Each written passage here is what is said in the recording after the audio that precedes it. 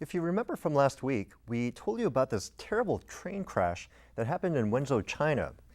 The Chinese government tried their best to control news coverage of the incident, but it couldn't control China's social media.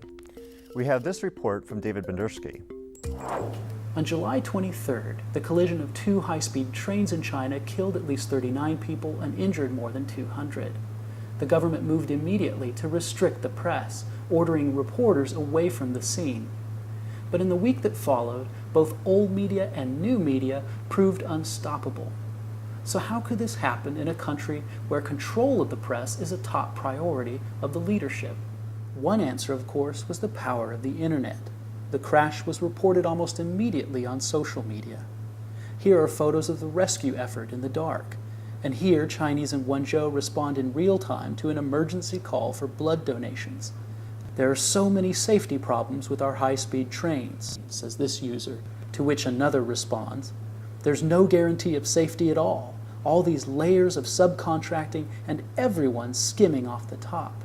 As daylight came, anger online continued to build, especially as it became clear that the government's top priority was clearing away wreckage and getting the line running again.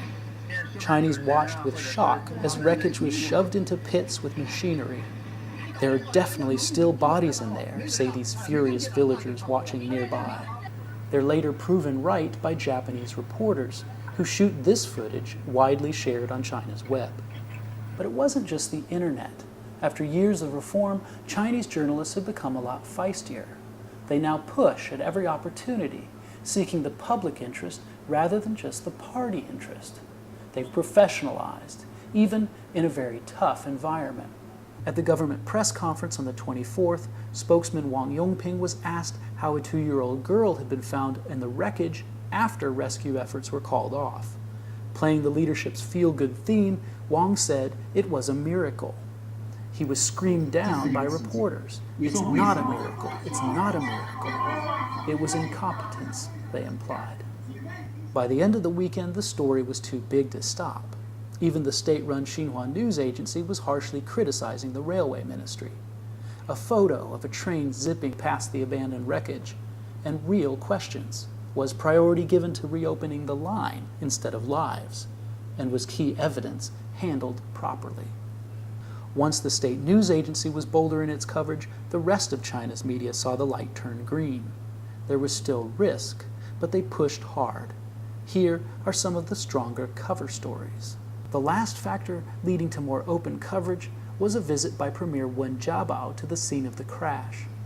Wen has been criticized for talking nice but doing little, but he's still seen by many as a champion of political reform, at least the idea, and his visit encouraged media to push again on this story. We'll get to the bottom of this, he promised. Coverage the day after Wen's visit was the hardest we've seen in China's media for a long time. Tough stories about corruption and incompetence, angry voices speaking to public concerns. Unfortunately, coverage was quickly muzzled.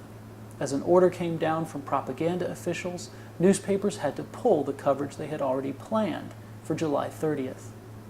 Leaders were telling media, enough is enough. In Hong Kong for LinkAsia, I'm David Bandurski, and I'll see you next time. Link TV is the only U.S. network dedicated to global and national news, uncompromising documentaries, and diverse cultural programs. Programs which connect you to the world. To learn more, visit linktv.org.